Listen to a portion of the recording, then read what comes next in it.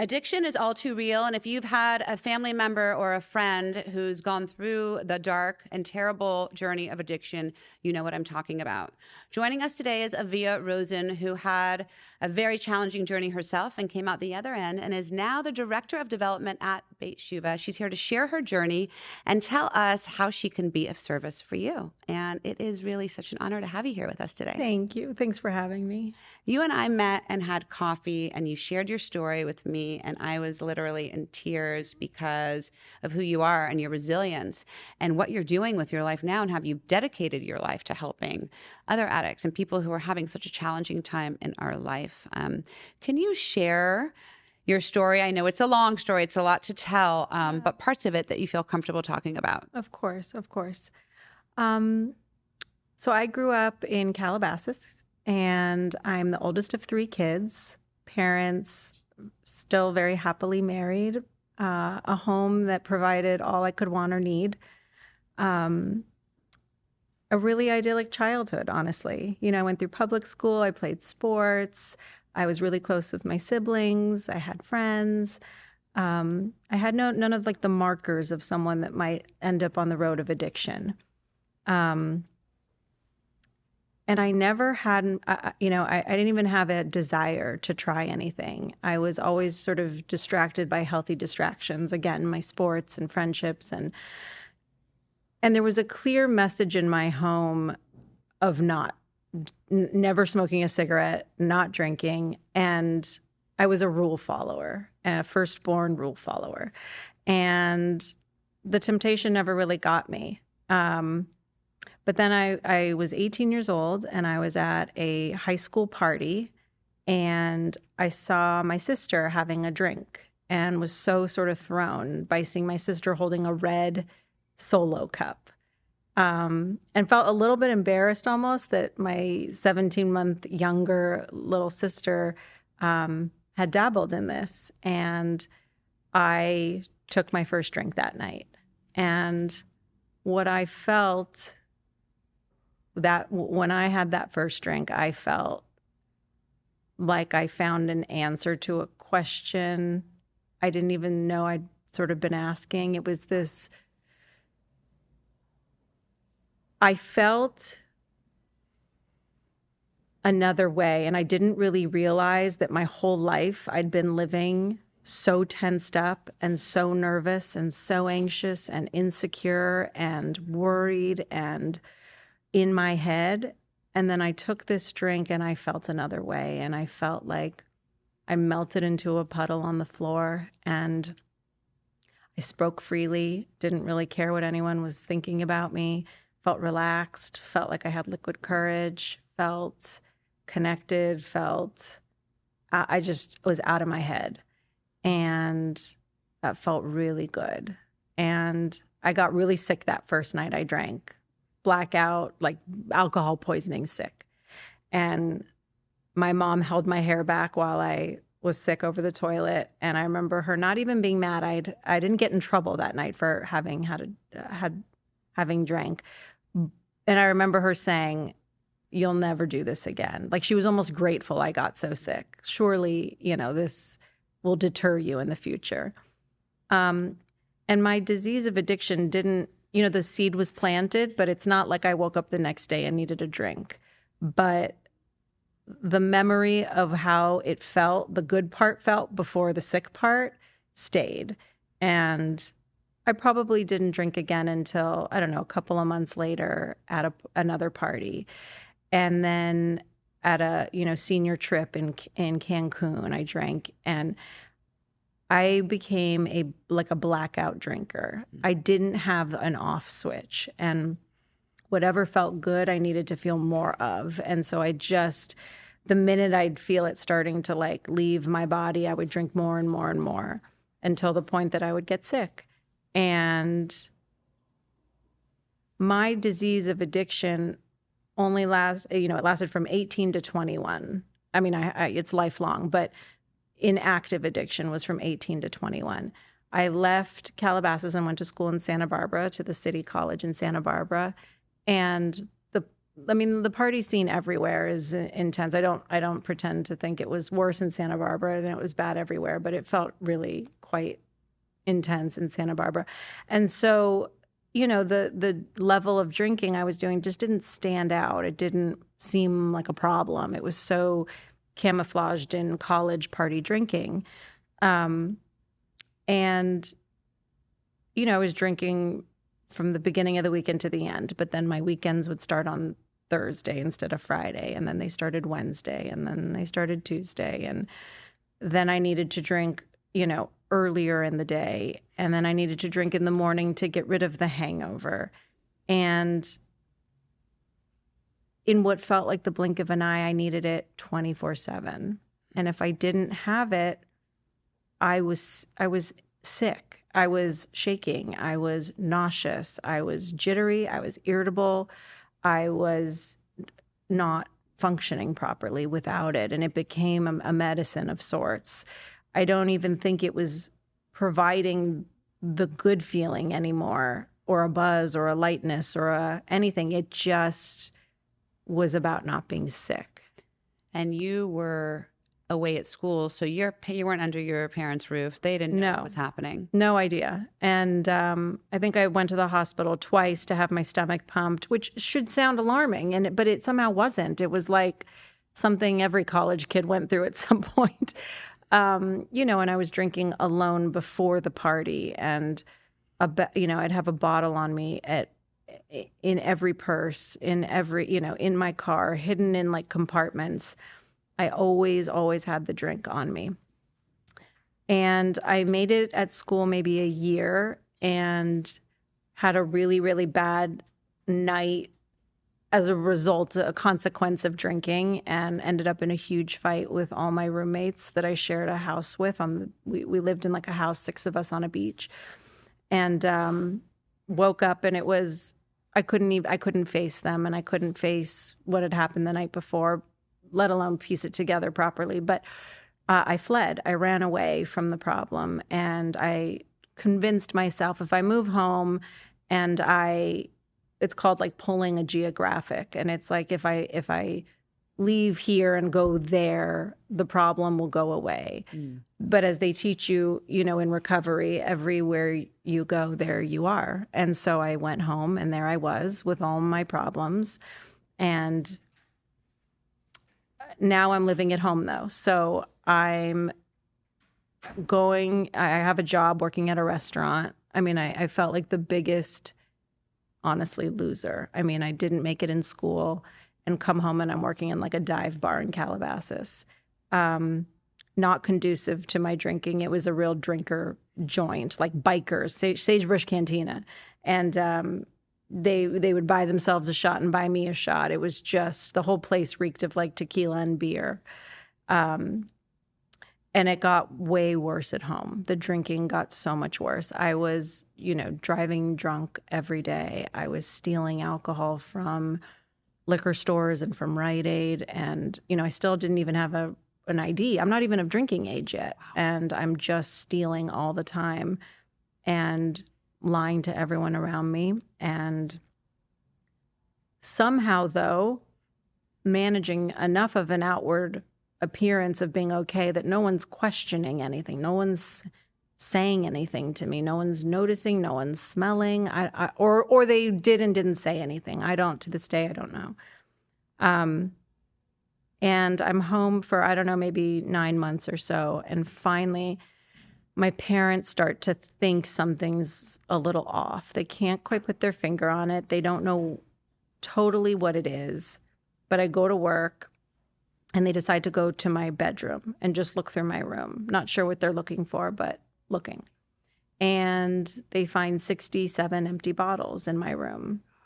All bottles of vodka, like the massive Costco size bottles of blue sky vodka.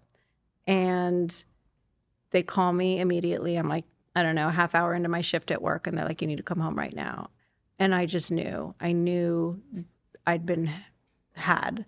And so I come home, and they're lined up in rows on the floor.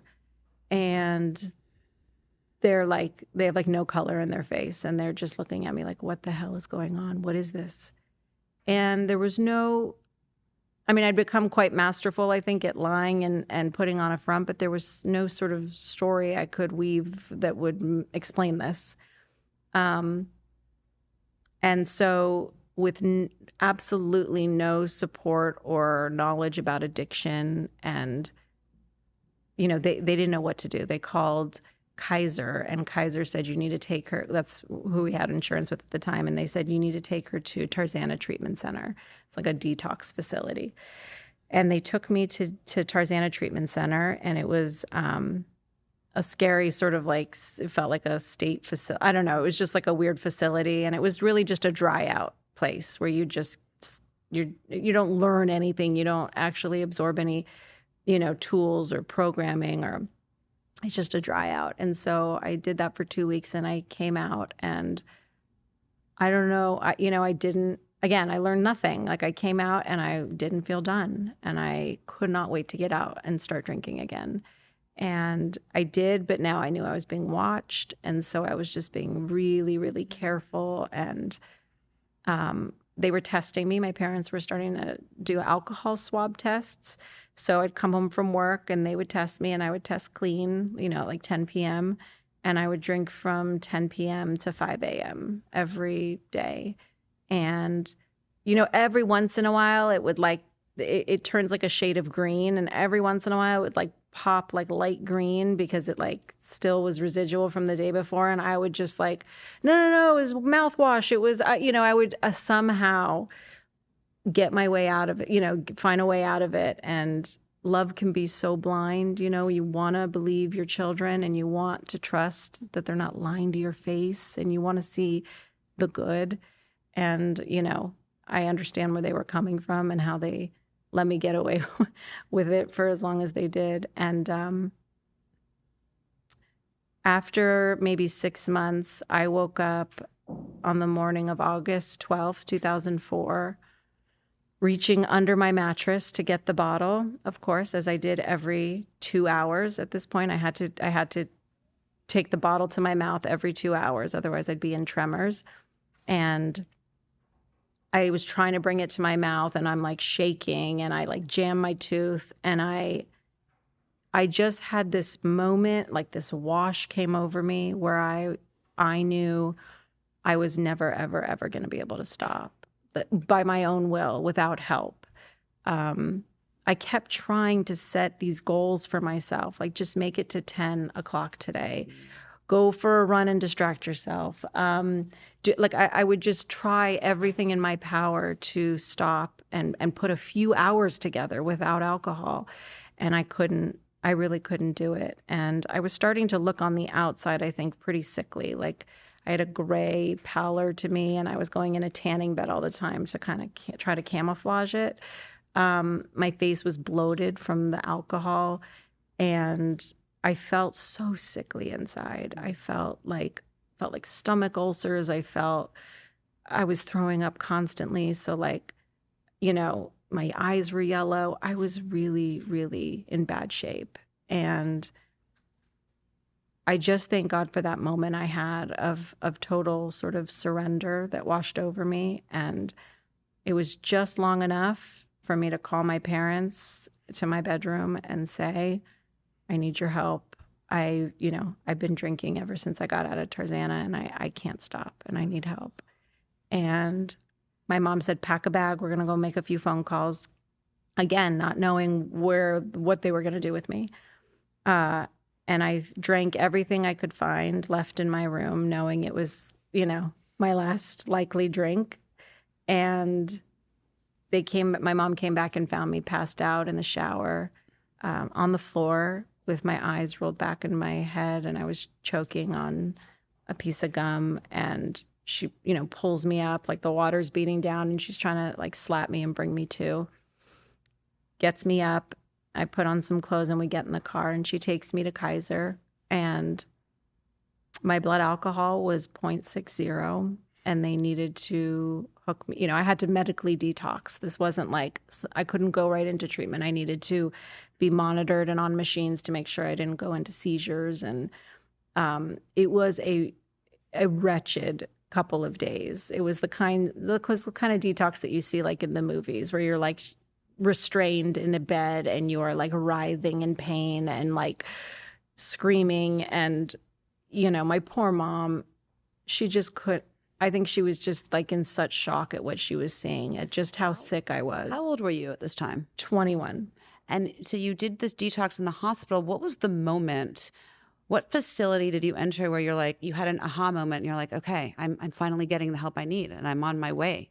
Yeah, I mean, I left Kaiser after 2 or 3 days of detox and went to a suicide watch because they deemed me a danger to myself and others. And then I thank my mom and dad for this so much. They picked me up, and I think we're driving home. I think I've detoxed. I've been in this suicide watch. I have such clarity in my mind. I'm like, I'm going to go back to school. I'm going to work. I'm going to get out of that bad environment, and I'm going to get my life on track. And I get in the car and I see that we're not driving home. I see that we're driving to the city. And I said, what's going on? Where are we going? And my mom says, we love you, but you can't come home. We have been on the phone for days figuring out how to get you the help that you need, and you are going to Beit Shuva. It is a inpatient, residential, long-term care facility that we never, ever thought we'd need and have been donating to since you were like 5 years old as a local Jewish charity that we just had heard good things about, and we sent an annual contribution. And I was so mad. I was furious. I felt like I'd been duped or tricked, and jumped out of the car so upset. And they waited for me. I sat on like a bench on Venice Boulevard until I got back in the car. And they pulled up to 8831 Venice Boulevard and walked me up those front steps. My mom on my right and my Abba, my dad, on my left. And this woman that ran the women's program at Beit Shuva comes out, Ilanit, and she says, I don't know everything about your story, but I've been on the phone with your mom and dad for days, and I know enough to know that I can take care of you here. And you're going to be okay, baby girl. Like, you're going to be okay. And we had to put aside there was a lot of like, what will people think? A lot of that. Sure. And how are we going to explain this? And what are we going to tell our friends? And what are we going to tell our family? And how in the world do we explain that Avia is in rehab? Like, I mean, I am so emotional listening to this because I think this could be any of our children. It could. And, at the time, I'm so glad it's so much more on the out in the front now, because like, it didn't feel like it was then. And maybe it's because everyone else was having the same thought. Like, what do we say? You hide it, and there's shame and there's secrecy. And it's like a failing of you as a parent on your child. And it's a failing of you as an individual that you had no self-control. And how could you not just stop? And so it's really kept in the shadows, addiction. I mean, it's a lot better today than it was 20 years ago when I was trying to get clean. But all there was in school was like the DARE program, like just say no to drugs, and that's it. And that wasn't a very like helpful conversation. Not at all. So I looked to my right and I looked to my left, and my mom and dad, I said to them, I'm okay. You can leave me here. And that was the first day of the rest of my life. I totally surrendered to this program, and what I loved is that it felt like a home. I was looking around and everyone looked so happy and everybody was welcoming me. And it wasn't a bunch of, I had this image of what an addict or an alcoholic looked like. And it was like this person on the, on the freeway underpass with like a paper bag. And, I couldn't believe it was me, and the people in this building looked like, I found the similarities I had with the people in the building, not the differences. And they took me on a tour, and there was 138 beds there, and I shared a room with another girl, and took me all around the facility. And I see there's this like long patio where everybody's smoking, and I wasn't a smoker, but I never had smoked a cigarette in my life. But I looked down this long path, and there's this like very cute boy at the end, and he has like a hoodie on, and he's, chain smoking, and he has tattoos. And I remember just thinking like, oh, there's like cute boys here. I'll be all right, at the very least, there's cute boys. And that cute boy ended Yeah. up becoming your husband. That cute boy became my husband, Doug Rosen. He would not look in my direction. He would not speak to me. He wouldn't acknowledge my existence because that was his game a little bit. I was the new girl in the rehab. So the other boys were, showing interest in the new girl. It's like the freshman, and he had to sort of stand out. But finally, after 2 weeks, and 2 weeks in a rehab is an eternity because you're essentially living together. You're having breakfast, lunch, and dinner together. You are attending morning coffee and Torah study together. You are in groups together. And it took him 2 or 3 weeks to finally acknowledge I existed. And finally he did. And we've been inseparable ever since. Oh. Hold on. You said Torah study. So this is Jewish facility rehab based on Judaism. Yes. But there are non-Jews as well. Yes. So we take anyone that wants our help. You just have to be open to the teachings, and it's not overtly in your face all day long. It's, I'd say in a typical day, you start with Torah study, and it's a lot of just spiritual practices. So you're assigned a team of 3 at Beit Tshuva. You get an addiction counselor, a therapist, and a spiritual counselor. And the spiritual counselor will guide you through text and relate it to your life. And the addiction, it's this team of 3. It's this like 3-pronged approach that really carries you through the 7-month program. 7 months. So you were there for 7 months. I was there for 9. It used to be you could stay up to like a year. It's sort of shortened a little bit over the 20 years. And today it stands as a 7-month program. And it does take that long. It takes that long for the highest success rate possible to really beat it, because years, I was fortunate that it was only 18 to 21 for me, but most people come in 10 years of addiction, of drug and alcohol use. And you cannot get that in 30 days. You can't get rid of that in 30 days. You can't even begin to do the work. It's like you're barely clearing the fog of it's barely left your system in 30 days. So you were there for 9 months. Yeah. You completely cleaned out. You had a spiritual awakening. You met your husband. Yeah. And you haven't had a drink since? No. How long has that been? 20 years. Wow. Yeah. And now you're a mother of 3 boys. Yep. And you're happily married. Happily married. And you've actually gone back and you work there and you're their director of development. That's making full circle. What a special place where you come back and you want to give back to the place that helped you. It's amazing. They joke, Beit Tshuva, one of the things that are so special about Beit Tshuva is that they take anyone, whether they can pay for treatment or not. And addiction treatment is not cheap. It's the cost of care is $20,000 a month. But if you come to our door and you are in need and you need our help, we do not turn you. If we have a bed, it is yours. And so we joke that we take you for free and then we pay you to stay, because we hire from within. I'd say 85% of our staff is alumni of our program. That's incredible. And so it's a place truly run purely by heart. Like it's like the heartbeat of the association, of the organization, is because it's run by our own. And people are every day, walking through their jobs with hearts full of gratitude. And yeah, so I didn't, I left Beit Tshuva after 9 months and I went and worked at a real estate firm. And I did that for 10 years. And then I got laid off in a major clean out of the company. And like with all things in my life at the time, I called my rabbi. I called my rabbi when every time we were about to have a baby, I called my rabbi for the good, for the bad. His name was Rabbi Mark Borovitz. And I lost my job. I called my rabbi. I was like, I don't know what I'm going to do. I was looking just for spiritual guidance and, what's next.